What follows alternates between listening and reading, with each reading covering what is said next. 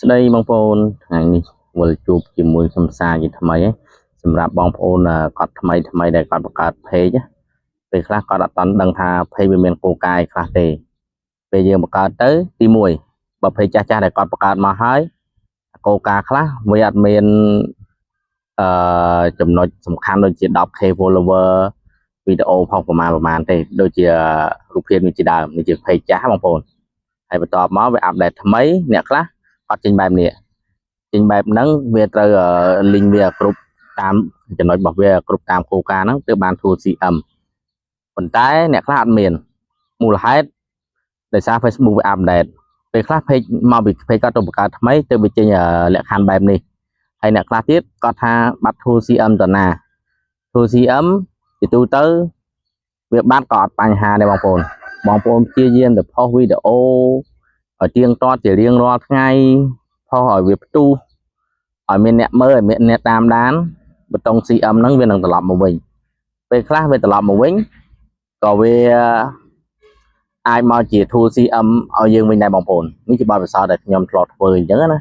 ប៉ុន្តែបងប្អូនមិនបាច់ភ័យទេចេះតែព្យាយាមផុសទៅទោះបីបាត់បតុង CM យ៉ាងណាក៏វាមិនបញ្ហាដែរសម្រាប់យើងផលិតវីដេអូ original ខ្លួនឯងអញ្ចឹងណាយើងព្យាយាមផុសទៅហើយបើសិនជាចំណុចសំខាន់មួយទៀតបើបងប្អូនផុសផ្ទុះហើយមិនងាយបានបតុង CM បងប្អូនមាន admin ក្រៅប្រទេសបងប្អូនបោះទៅក្រៅប្រទេសទៅយើងបោះទៅក្រៅប្រទេសហើយយើងផ្ដាច់ admin នៅស្រុកខ្មែរយើងចេញយើង remove ចេញ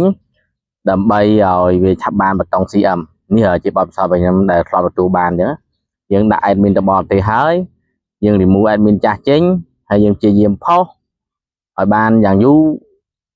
ឲ្យតែថាវីដេអូផ្ទុះវាមិនយូរយ៉ាងច្រើនមួយអាទិត្យទៅ10ថ្ងៃហ្នឹងវានឹងអាចបានបតុង CM ហើយបងប្អូនត្រូវសង្កេតថា admin នៅក្រៅប្រទេសមួយណាដាក់បានបតុង CM អញ្ចឹងបងប្អូនព្យាយាមដាក់ទៅ admin មួយហ្នឹងហើយដាក់ admin ដែល reach ល្អដែលមានអ្នកគេ add friend ឬក៏ follow ច្រើនទៅធ្វើឲ្យ page របស់យើងហ្នឹងវាឆាប់បានបតុង CM ដែរហើយយើងព្យាយាមលេងទាំង admin ហ្នឹងព្យាយាមផុសក្នុង page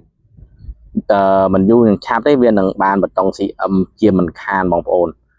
ហើយនេះជាបទពិសោធន៍ដែលខ្ញុំធ្លាប់ដាក់ទៅក្រៅប្រទេស